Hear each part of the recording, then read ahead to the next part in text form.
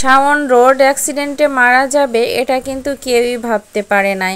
ফারহানা বিথি এবং আম্বানি এরা কিন্তু কেউই ভাবতে পারে নাই যে শাওন তাদের মাঝ থেকে চলে যাবে। তো রাজশাহী থেকে সাজেক গিয়েছিল ঘুরতে ফারহানা বিথি, আম্বানি, তারপর তার মেম্বার টিম যতগুলা আছে এবং যতগুলা বাইক ছিল, তো সবাই কিন্তু রাইডারে গিয়েছিল কক্সবাজার ঘুরতে। সাজেক থেকে প্রথমে গিয়েছিল সাজেক ঘুরতে, তারপর সাজেক থেকে কক্সবাজার গিয়েছিল ঘুরতে।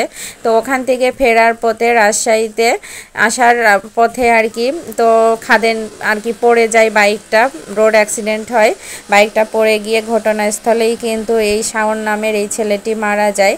যাই হোক, শাওনের পরিবার কিন্তু অনেক বেশি ক্ষতিগ্রস্ত হলো, আর এই ছেলেটি অকালেই কিন্তু প্রাণ হারালো।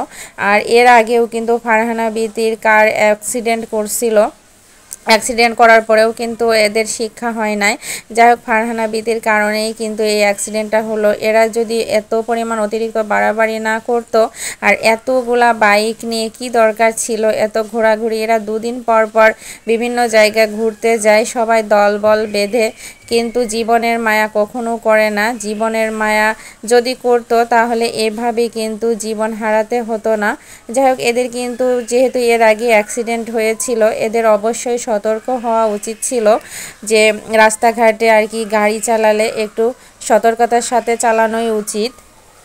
এত বড় একটা দুর্ঘটনা ঘটে গেল। এর আগে যখন কার অ্যাক্সিডেন্ট করেছিল তখন কিন্তু গাড়ির উপর দিয়ে গিয়েছিল। ফারহানা বিথির বা আম্বানির কারোরই কোনো ক্ষতি হয় নাই, এবং তাদের মেম্বাররা যারা ছিল তাদেরই কারোর কোনো ক্ষতি হয় নাই। যাই হোক, সেবার কিন্তু জানে বেঁচে গিয়েছিল, আর এবার তো প্রাণ দিতেই হলো। এত এত কিছু হওয়ার পরেও কিন্তু এদের শিক্ষা হবে না, আবার দুদিন পর পর এরকম ধরনের ভিডিও বানাবে। তো এরা ভিডিও বানাতে এত পরিমাণ ব্যস্ত থাকে যে জীবনের মায়াটা পর্যন্ত করে না। ফারহানা বিথির মেয়ে রুকাইয়াকে শাওন অনেক বেশি ভালোবাসতো। তো যাই হোক, অকালে প্রাণ দিতে হলো শাওনকে। এই জন্য কিন্তু সবাই অনেক বেশি কান্নাকাটি করছে। যাই হোক, শাওনের জানাজা খুব তাড়াতাড়ি হয়ে যাবে এবং সেই ভিডিওগুলো অবশ্যই দেখতে পাবেন।